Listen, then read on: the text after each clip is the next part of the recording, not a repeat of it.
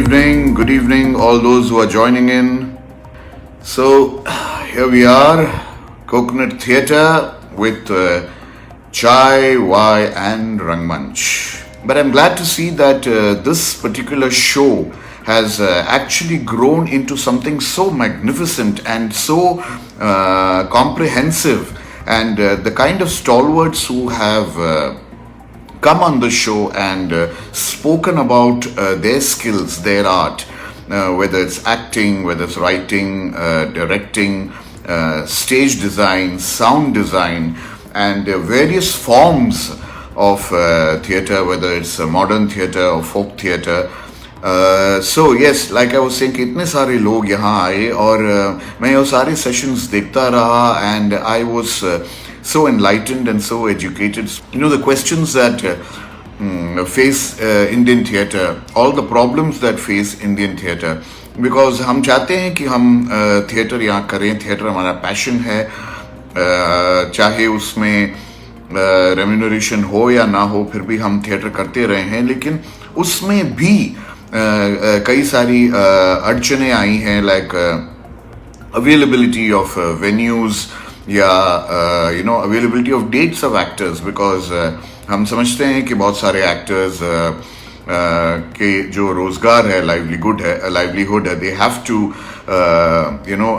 keep up their film work or their television work and indulge in theatre part time. But that is the tragedy of theatre in India, because theatre को हमने अब तक एक part time job ही समझा है, चाहे वो practitioner की तरफ हो, एक्टर्स और डायरेक्टर्स की तरफ हो, चाहे वो ऑडियंस की तरफ हो. सभी ये चाहते हैं कि वीकेंड्स में जाके थिएटर करें या थिएटर देखें, और हम उम्मीद करते हैं कि एक दिन वो आएगा जब हम थिएटर फुल फ्लेश कर पाएंगे, थिएटर सीजन्स कर पाएंगे, 6 महीने या 1 साल, जैसे न्यूयॉर्क में होता है, या the National Theatre in London. So इस उम्मीद के साथ और ये सब दुआओं के साथ हम आज का ये सेशन शुरू करते हैं. जैसे मैंने कहा कि बहुत सारे लोगों ने बहुत सारी बातें की हैं थिएटर के बारे में. So much has been spoken that there's hardly anything left for me to say. So I thought of drawing a parallel between theatre and real life. And एक तरह से when I sat down and made my notes and tried to pick up common points between theatre and real life, I suddenly realized that theatre, if you look at it, is actually a school of management. Yes, you can actually attain a management degree if you follow the discipline and the rules of theatre and apply all theatre skills to real life. Kaise? I will just tell you. It's not for nothing that it is said that all the world's a stage and we are but mere players.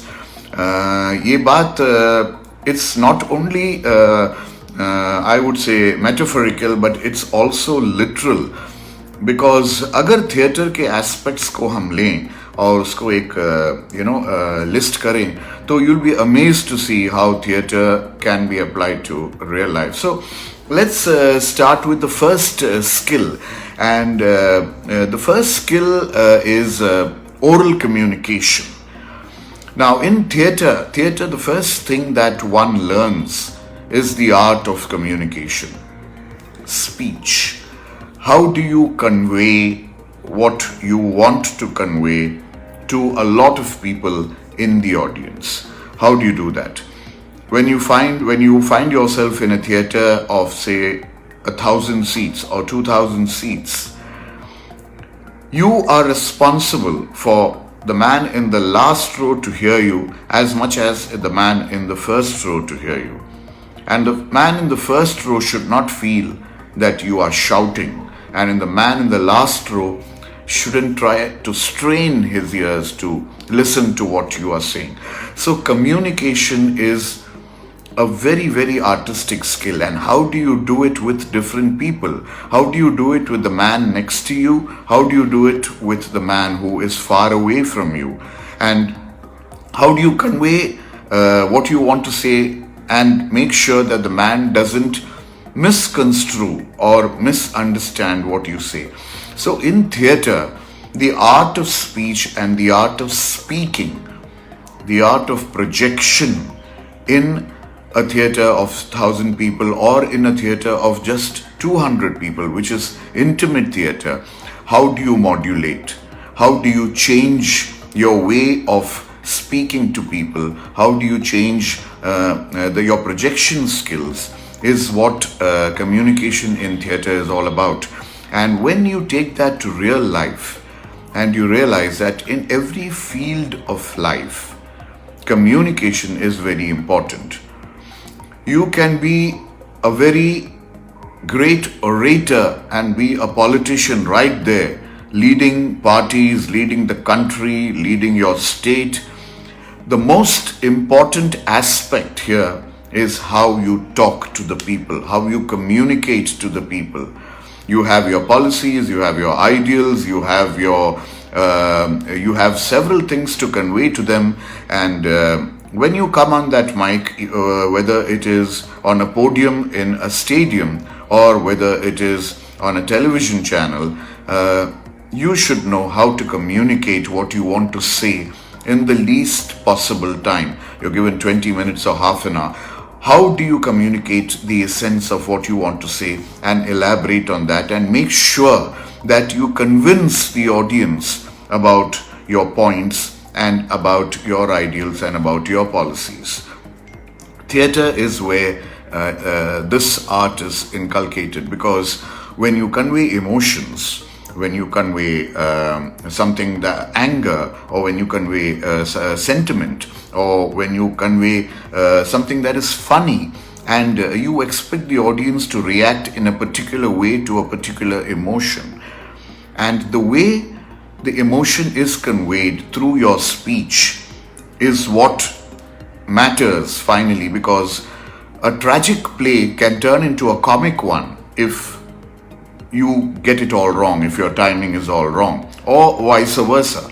So that is what in real life, when you're probably selling something, you are a sales manager, you have to sell space, or you got to sell a product, or you got to sell an idea, you've got to sell a software design. How do you do this? If you have the communication skills, if you are able to convince the other person as to why your product is more useful to the consumer than the other gentleman's product, that's where communication comes. Each one of us is, in a way, only communicating every moment in our life, whether it is to our loved ones at home, whether it is to our neighbors, whether it is to the man across the counter, wherever you go. If your communication skills do not stand by you, you might end up just not being understood by anyone, and that is dangerous. So what theatre actually does is help you improve your communication skills, and I think that's the first step towards everything in life. Second, I would say getting things done. Now, theatre is where you have to find your way through.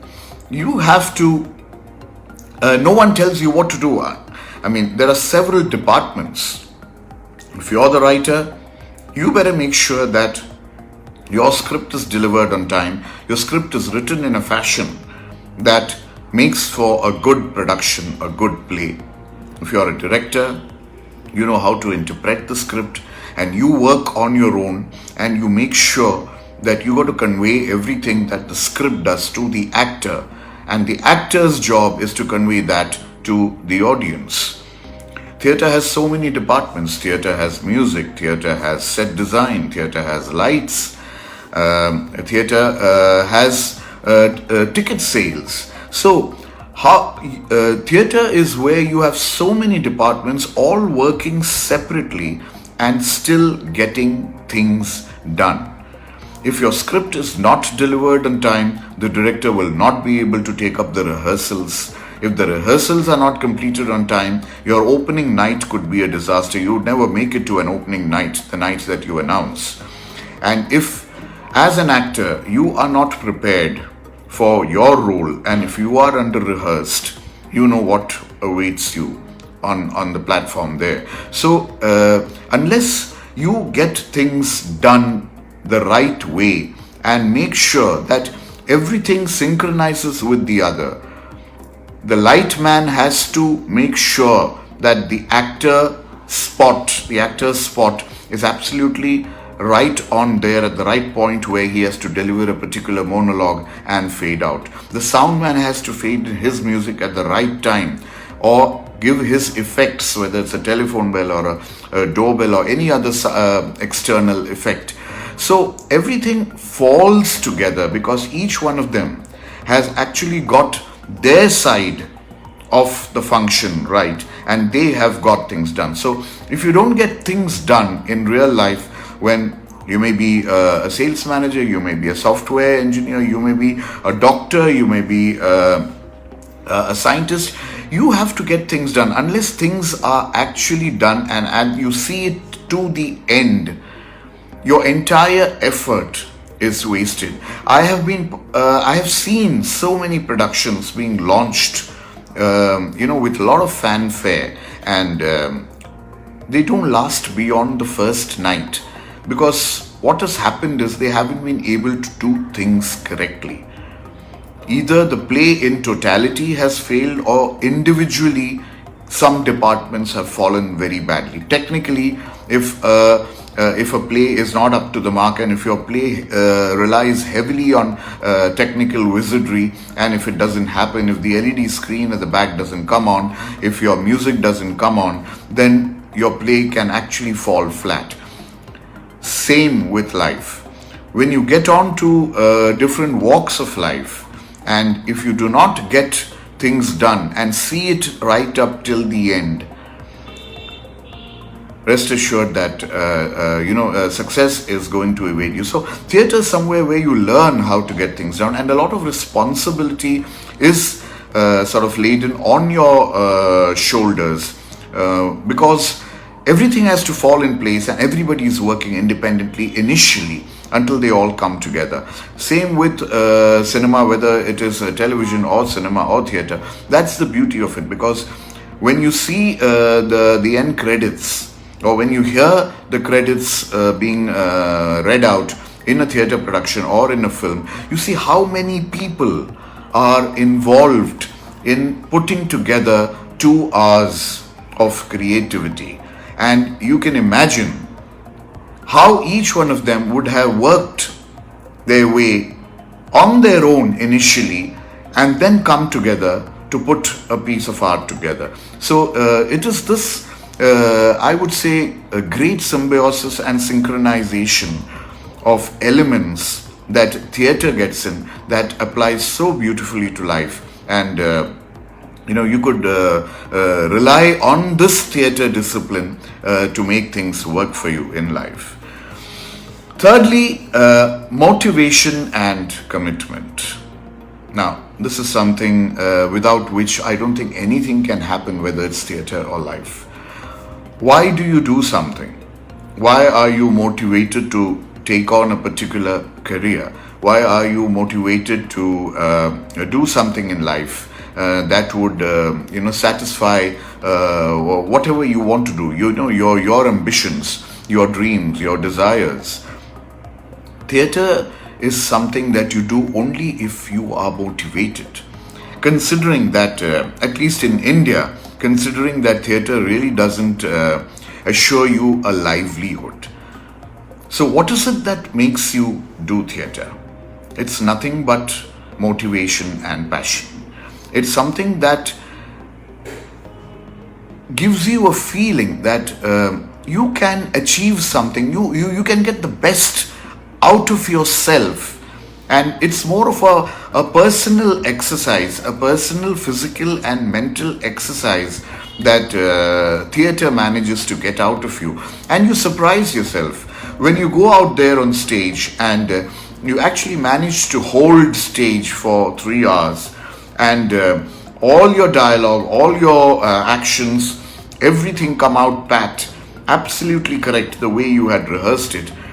At the end of a show, when you sit back silently all by yourself and think about it, you realize the marvel that the brain is, the marvel that the thinking mind is, and how it has actually worked like, it's not artificial intelligence, it is intelligence, it's the real intelligence, and how it has worked everything, how it has put together everything. And that comes only if you are motivated. If you do anything half-heartedly, then the results immediately, you see that it hasn't reached where you want it to reach. And commitment. When you commit to a particular project in life, when you commit to a particular film or a particular play, and what they look up to you is your commitment. You have to keep your commitments for the rehearsals. You have to be there on time for the rehearsals. You have to make sure that you're prepared at home for the rehearsals. You have to commit yourself to a particular time when you arrive at the theatre, say 3 or 4 hours before the show. And you have to commit yourself to every date that you have given the producer or the theatre for the production. So if these commitments are not met, then you're in for trouble. Similarly, when you commit in life, when you commit to deliver a product, whether it is online or whether it is across the counter, whatever it is. I mean, we all deliver something in life, or we all commit to something in life.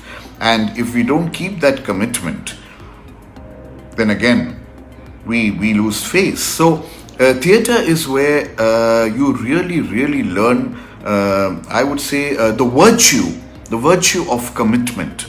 Because whether you like it or not, it's almost like an army discipline, Once you enter the portals of the theatre, whether it's the script stage, the rehearsal stage, getting onto stage with those costumes and putting everything together, there is something within you that makes you commit to every moment of that, and you feel responsible for the audience out there. Every man who has paid even a rupee has the right to enjoy, to be entertained, or to go back fulfilled, or to go back uplifted.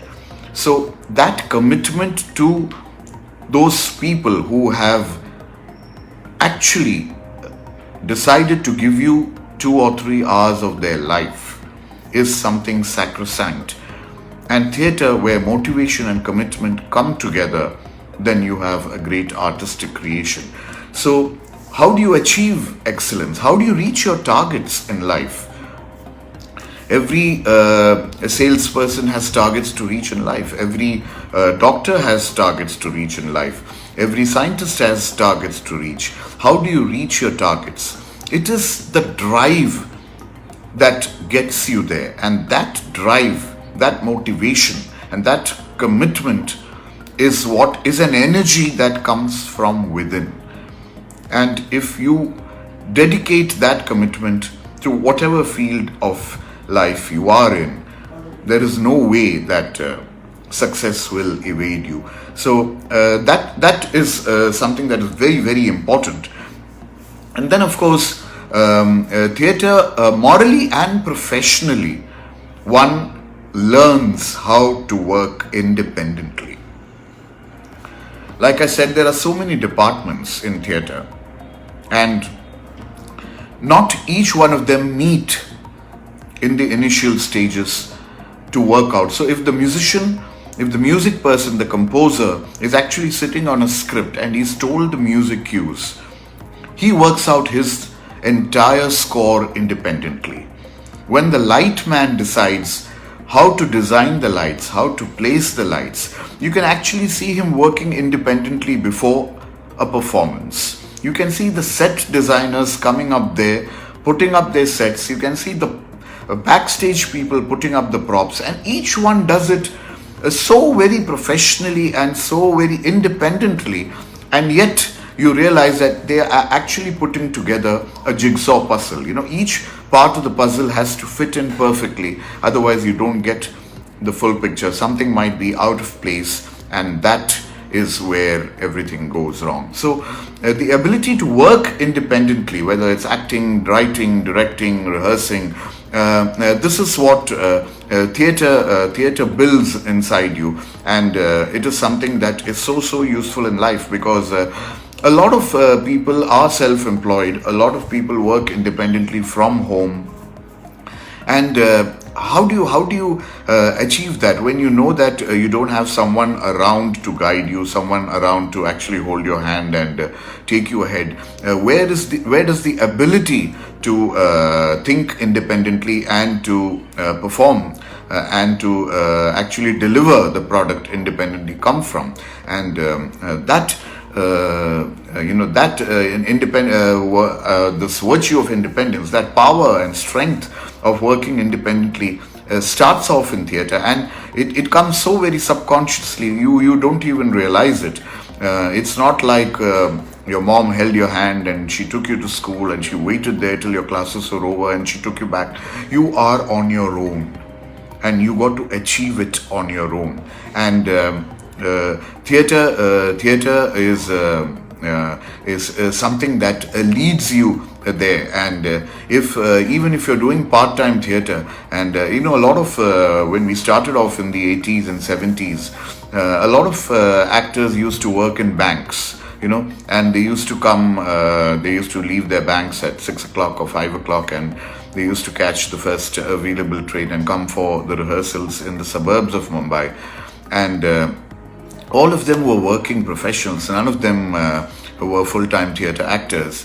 But when I spoke to them, some of them actually confessed that theater was a discipline that they used to apply to every process, whether it's the banking process or whether it's a salesmanship process or any process that they were part of in life. Yes, one of my professors used to say, you don't show up for rehearsal if you're dying, and you don't show up for a performance.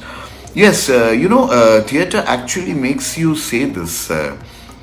You can give up everything, but you can't give up a rehearsal. You can give up everything in life, but you can't give up a performance, because that is something that you commit with such moral responsibility that something happens to you. You actually end up hurting your loved ones. You tell them, no, ask me anything, but don't ask me to skip a rehearsal. Ask anything of me, but don't ask me to skip a performance. There, at that point of time, my life and my time is dedicated there. So with this kind of dedication is something that if you apply to anything in real life, in whatever field you are, you will be amazed at the results that you get, because we have experienced it, and theater is something that's one of the most difficult professions, because it is so demanding. The focus is, I will come to that later, but theater makes great demands of you. Theater makes unfair demands of you.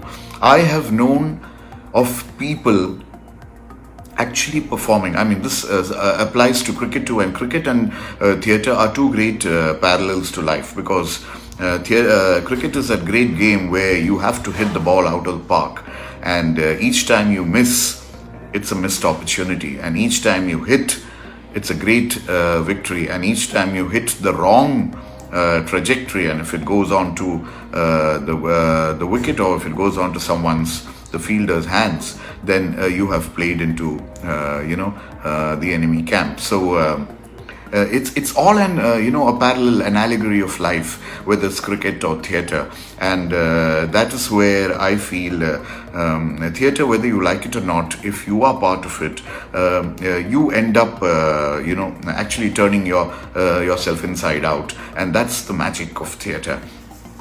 Yes, the next factor that, and a very important factor that helps you to manage your life, is time management. The deadlines in theater are absolutely sacrosanct.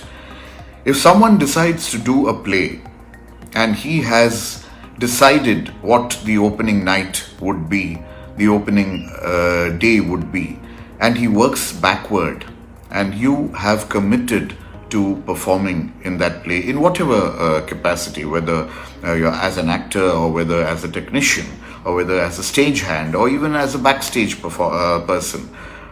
Your commitment has to meet the deadline. If you do not meet the deadline of say 30 days of rehearsals, and if you aren't ready, if you do not meet the deadline of arriving at the theatre on time, much before time in fact, and feeling home on stage, because that is something alien to you. You haven't been there with that kind of arrangement of furniture or just an empty space. You have to own that space. And that is a deadline you have to keep, because unless you're there 3 hours before the performance, you will not be able to own that space and feel at home. And the audience will immediately realize that the man is feeling out of place. He does not even know where the sofa is or where the cupboard is, and you fumble around with everything. So meeting deadlines is something that actually applicable more to life as much as theatre, because you have so many deadlines in life. You have your examinations. You have your examinations to be ready for, and that is a deadline. You have certain products to be delivered. You have certain designs to be delivered. You have deadlines for even when it comes to building the nation. You have deadlines for certain rules and policies to be followed. So deadlines are something that follow us all over throughout our life. And how do you actually meet deadlines? In a very simple process in theatre, you learn how to meet deadlines. Whether it is getting ready for a play, whether it is performing a play, or whether it is even arriving at the airport on time for your flight. If it is a 5 o'clock flight, and if you don't catch that flight, you miss the deadline for the play at 6 o'clock in some city where you have been committed to perform. And that again is something that you would never be able to live with, because the shame that it brings and the apologetic nature that it gets to your behavior is something that you really can't live with. So deadlines are something that one has to follow, and theatre is where it all begins. And believe you me, it begins in such a way that you will never miss a deadline again. I mean, whether it is even one of the most common features of people not meeting deadlines is writing scripts, and I have been privy to that, because every time I assign a writer to write a script, and we have deadlines, we need to get the first draft out on such and such a day, we have deadlines, we need to narrate to the actor on such and such a day. Somehow I do not know what is it that prevents writers from keeping deadlines. And if there are my writer friends listening to this, you will know what I mean. And if there are my director friends listening to this, they must be smiling, because they must have gone through this time and again. So we all know how when we do not keep deadlines, what happens. Everything goes topsy-turvy in life. All right. The next one is ability to learn, think, and focus. Now, this is something that you really have to drive yourself to, because learning is a process that never ends. I am here, and like I said at the beginning, I have learnt from every session of Chai-Wai or Rangmanch. Everyone who has spoken on this platform has imparted something to me, and of course to all of us. And it's a learning process, and it's so beautiful, because when you start learning, you actually start discovering. And when you discover so many things that you do not know, and that is the process that theatre gets you. After 40 years of doing theatre, I am still learning. I'm still learning a lot, and I know how much more I have to learn, because it's a vast ocean of knowledge. You cannot traverse this in a lifetime. and you keep gathering the pebbles, you keep gathering pieces of information, and you keep storing them in the recesses of your mind, and you use them, and that learning process is what is applicable to real life too, because you may reach wherever, you may reach the top of in whatever field you are. You may be the CEO of a company, but I think that's where you got to learn even more than what you've learned before, because this is where all the responsibility comes. This is where you have to innovate. This is where you have to make breakthroughs. This is where you have to pioneer, and this is where you have to leave a mark of someone who is an absolute, someone who is almost termed a genius at after so many decades after you're gone. So you have to leave that mark behind. So learning and the ability to learn is something that is totally left to you.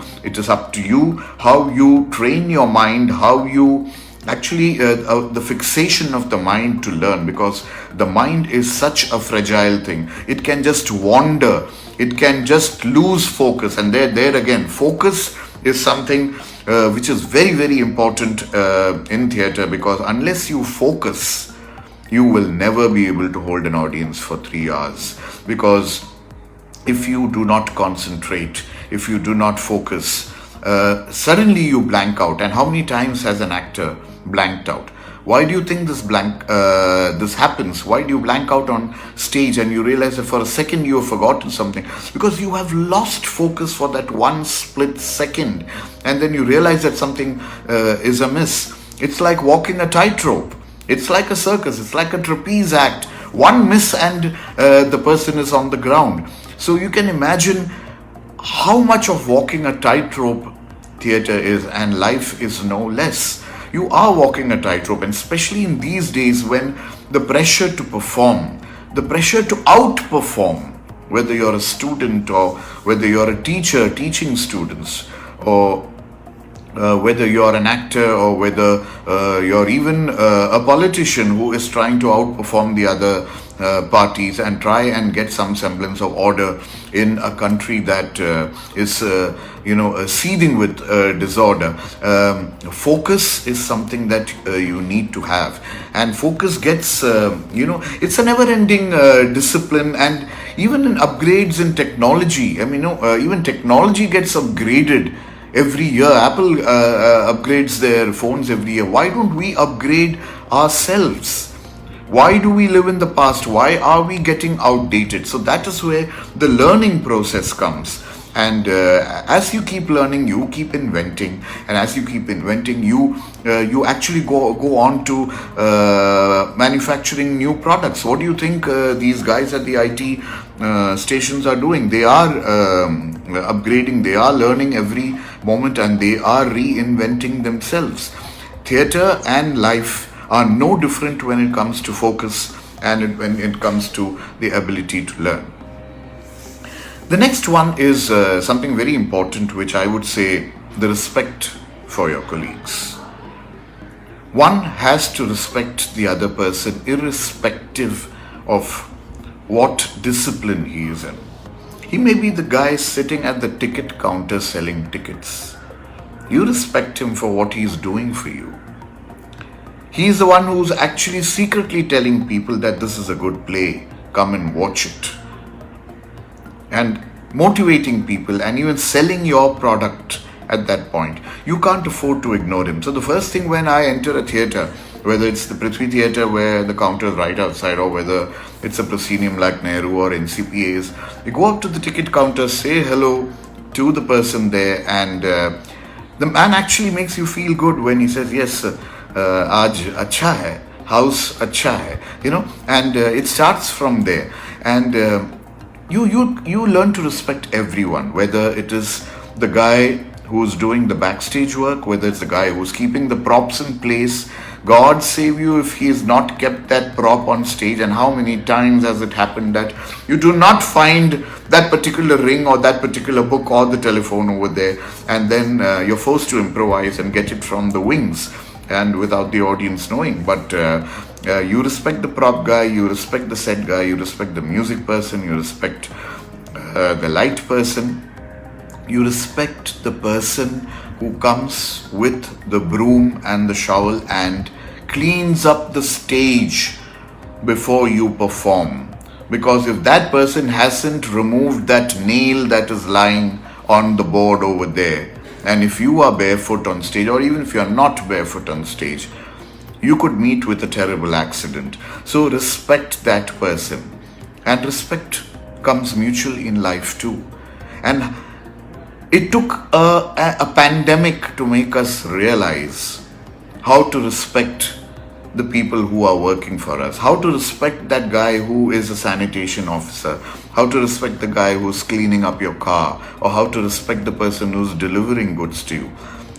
Would it take a pandemic to, teach us that lesson? We learned it the hard way. But I'm glad that this particular trait of theatre, of respecting your colleagues, respecting people around you, because that is the only way you can actually draw the best out of them.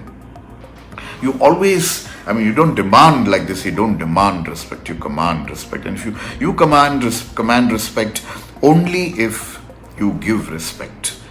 Why would what would come in your way of respecting people? What is all this about ego? What is it this about? I am the superior person and he is the inferior person. Why is this coming in the way of conducting a harmonious living? In theatre, you come to naturally respect your colleagues, and it comes out of sheer love for people. And that love and that respect is something that we transform onto our real lives. So when we go out, you find most of the theatre people being very humble, very likable, and you imagine, why are they like this? Why are they so down to earth? They are because of theatre, because theatre has helped them to develop this particular, I wouldn't say skill, I would say virtue. And somewhere you come to like people, you come to love people, you come to respect people, and you even come to respect other forms of life. Then you respect an animal, you respect the cat, you respect the dog, you respect the tree, you respect the fruits, you respect every form of nature. And in doing so, you become more complete within yourself. You become a different entity altogether. And that is very important, because at the end of the day, forget theatre, forget your profession, forget everything. How complete are you as a person?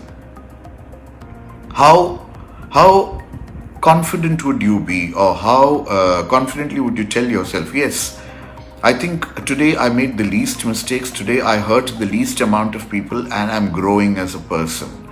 That growth, it is growth, because in theatre, when you grow, you can actually feel it.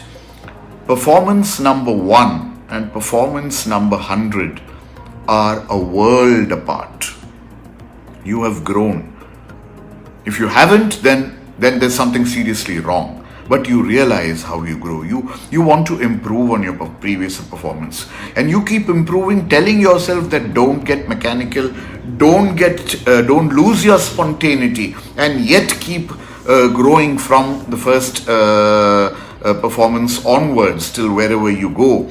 And that is the growth that happens even in real life. You grow as a person, you grow mentally, you grow with experience, you meet people, you learn so many things, and though that learning is what adds to your experience and to your enrichment of the mind. So I guess theatre is virtually a temple for that kind of growth. And finally, let me come to the most important thing: physical and mental discipline. It is not funny how we abuse our bodies, and right from the mind to the body, what we do with ourselves is something that we just don't care. We have taken our bodies for granted. I'm shocked at the number of people who would want to resort to a smoke before a performance. I'm quite shocked at the number of people who wouldn't care what they would eat, and that too at odd hours after a performance. We all land up at a restaurant. We want to celebrate a great performance. We end up eating all and sundry, and next day we are all ill. We don't look after our bodies. We don't respect our mind. I do not know why we have to resort to substance, why we have to resort to drugs, why we have to resort to a cigarette, why we have to resort to a drink to actually get out the best in ourselves. Are we so weak? Are you admitting that you are a weak person, that you need props? You need props like a joint, you need props like substance, you need like props like a drink to actually sustain yourself. Why? If you give a great performance, the nasha, the intoxication that comes from a great performance is enough to keep you going till your next performance. Do you have the strength to confess that? Do you have the strength to absorb that? And do you have the strength to carry on with this particular trait rather than resorting to the kind of abuses that you do?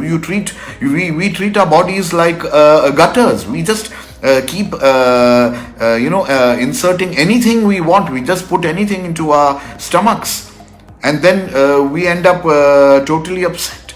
So physical and mental discipline is the most important thing in theatre. It can end up ruining your performance. It can end up making you sick before a performance. It can end up ruining your life, your career, because I have seen so many people falling by the way because they were, hung on to drugs or to cigarettes or to drinks, and damaging their lives so much that all the good work that they did at the beginning of their careers has come to naught. So why are we abusing ourselves? Why do we have this physical and mental abuse? And unless you, like they say, a healthy mind in a healthy body is the most important factor for life. If you do not have that, you will not be able to achieve anything. Forget achieving anything. You won't even be able to step out of your house to conduct whatever functions or whatever work you do in whatever field you do.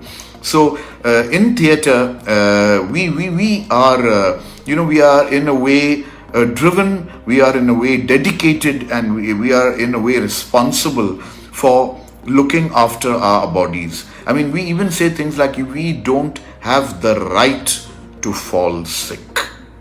Now that is very demanding of a performing artist, but that is what is keeping him going. That is what is keeping him going for years and years and years.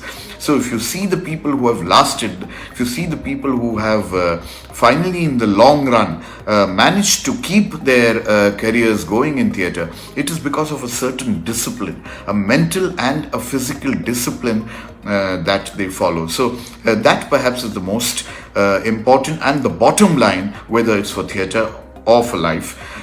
So there we are. I mean, it's 7:15. I'm sorry, I have exceeded my time. And let me see now, a lot of questions over here, and I think I have to scroll down to find out who all of them. I mean, there's so many of them. I'm so sorry. I mean, look at this. Look at all these lovely people who have come in here and who have attended the session. I hope Ajit Raji, I left you there. Chirag, we are all on the theatre of life. This is the stage where we are performing. This is the stage where we have to be very careful about our entries and exits. This is the stage where we have to be very, very careful with our performance. Make sure that our dialogue is the right lines spoken and not the wrong lines. This is the stage where we get motivated. This is the stage where we are dedicated to our craft, whatever it is, and consider theatre and life as one entity. If you haven't considered it yet, consider it from today onwards and try giving a great performance.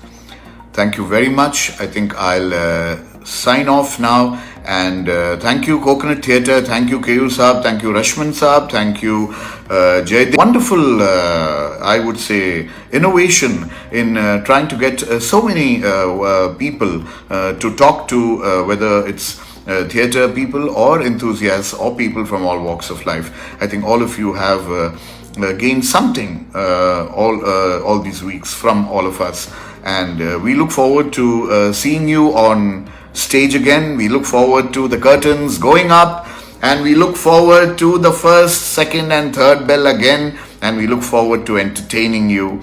So all the best, stay well, stay healthy, and may life be kind to all of you. Goodbye.